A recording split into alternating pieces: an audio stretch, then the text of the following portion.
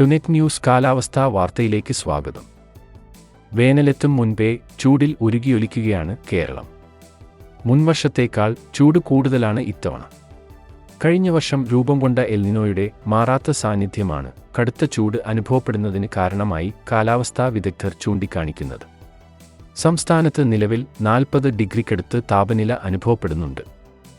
ഓരോ ജില്ലയിലും വ്യത്യസ്ത താപനിലയാണെങ്കിലും കഴിഞ്ഞ വർഷത്തെ ഇതേ കാലയളവിനെ അപേക്ഷിച്ച് 2 മുതൽ 3 വരെ ഡിഗ്രി ശരാശരി താപനിലയിൽ വർധനയുണ്ട്.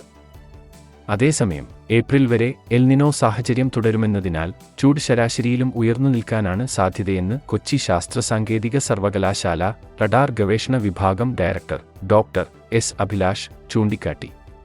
ചൂടുകൂടിയ വർഷമായി വിലയിരുത്തപ്പെടുന്ന 2016 താരതമ്യപ്പെടുത്താവുന്നതാണ് ഇപ്പോഴത്തെ അവസ്ഥ.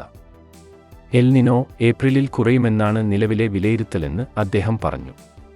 എന്നാൽ അത് മഴക്കാലത്തെ കാര്യമായി ബാധിക്കില്ലെന്നും അതേക്കുറിച്ച് ഇപ്പോഴേ പറയാറായിട്ടില്ലെന്നും അദ്ദേഹം കൂട്ടിച്ചേർത്തു.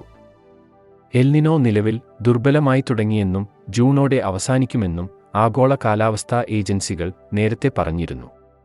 ഇത് ഇത്തവണ മൺസൂൺ അധികമായി ലഭിക്കാൻ കാരണമാകുമെന്നും പ്രവചനമുണ്ട്. കിഴക്കൻ പസഫിക് മേഖലയിലാണ് എൽ നിനോ രൂപം കൊണ്ടിരിക്കുന്നത്.